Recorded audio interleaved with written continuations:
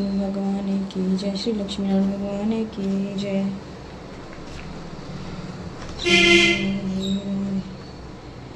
श्रीमन्नारायण नारायण नारायण, श्रीमन्नारायण नारायण नारायण, श्रीमन्नारायण नारायण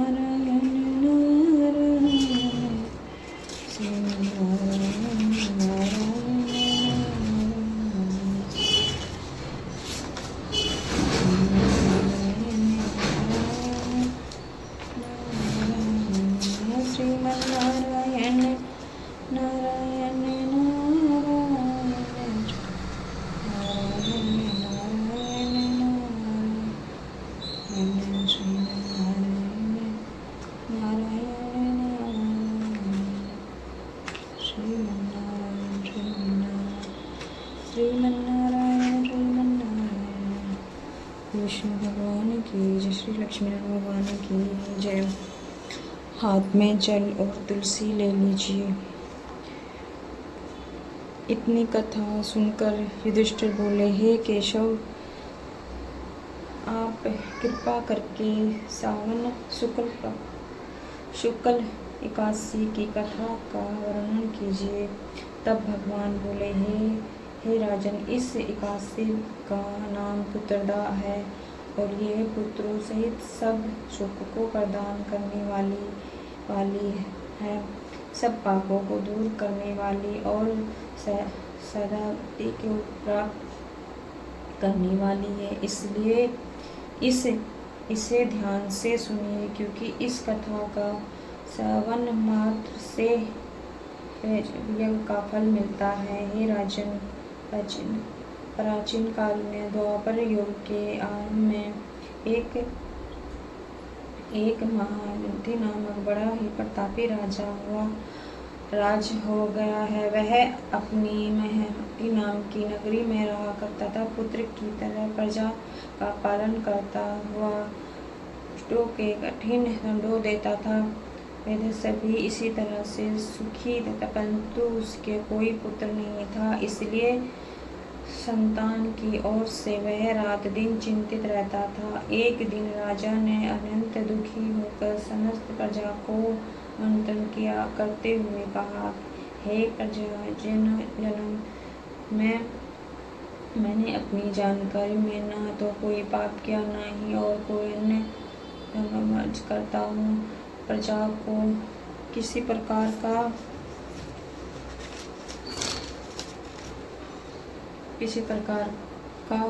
दुख ही दिया है। इतने ही नहीं, मैंने तो राज्य में न कोई कर्मचारी लेते हुए न ही किसी अन्य कारण से सताया ही जाता है। फिर भी मेरे संतान न होने का क्या कारण है? इस पर ऋषि ने एक क्षण के लिए नेत्र बंद कर लिए और राजा के पूर्व जन्मों के विचार करने लगा। फिर बोला, हे ब्राह्मण, पिछले जन्म में तूने अत्यंत निर्दय तथा बुरे कर्म किए थे। कर्म किया करते थे तथा एक गांव में घूम करता था। एक दिन जेठ मास की शुक्ल पक्ष की द्वादशी के दिन जबकि 2 दिन से भूखा था, दोपहर के समय एक ही जल में जल पीने गया और उस स्थान पर उसी समय ब्याई हुई गाय प्यासी जल पी रही थी। तब राजा ने उसे हटा दिया और स्वयं जल पीने लगा। इसलिए राजा को यह दुख भोगना पड़ रहा है। एकादशी के दिन भूखा रहने से राजा होना पड़ा और प्यासी गौ को हटाने से पुत्र का वियोग में दुख भोगना पड़ रहा है।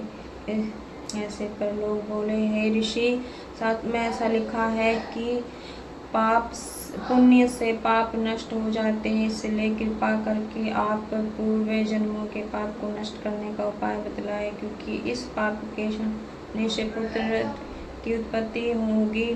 ब्राह्मणों को ऐसे वचन सुनकर ऋषि बोले, हे ब्राह्मण, यदि सावन मास की शुक्ल पक्ष की पुत्रदा एकादशी एकादशी का तुम सब लोग व्रत करो और रात्रि में जागरण करो और फिर उस व्रत के फल को राजा को प्रदान कर दो तो तुम्हारे राज्य का पुत्र रत्न उत्पन्न होगा। और मंत्रियों सहित समस्त प्रजा महर्षि लोष्ण ऋषि के को सुनकर प्रसन्नता पूर्वक अपने नगर को वापस आई और उन्होंने सब लोगों को सावन मास की शुक्ल पक्ष उत्तरदायी एकादशी का लोमश ऋषि की आज्ञानुसार विधि पूर्वक व्रत किया और द्वादशी को से फल राजा को दिया। उसी पुण्य के प्रभाव से रानी ने गर्भ को धारण किया और 9 महीने पश्चात उसे एक अति सुंदर तेजस्वी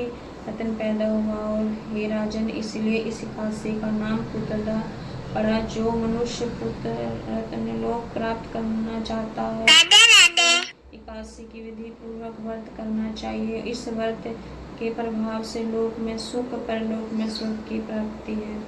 विष्णु भगवान की जय।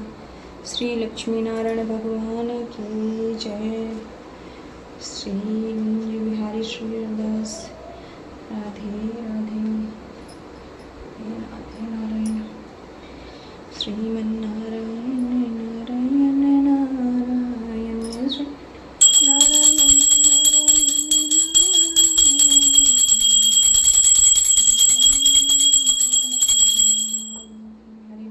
श्री राधा रानी की जय। पुत्रदा एकादशी की जय। लहारे के सहारे की जय। श्याम बाबा की जय। मेरे लड्डू गोपाल की जय। मेरे माधव की जय। मेरे केशव की जय। श्री राधे श्याम श्री राधे राधे श्री राधे श्याम राधे राधे।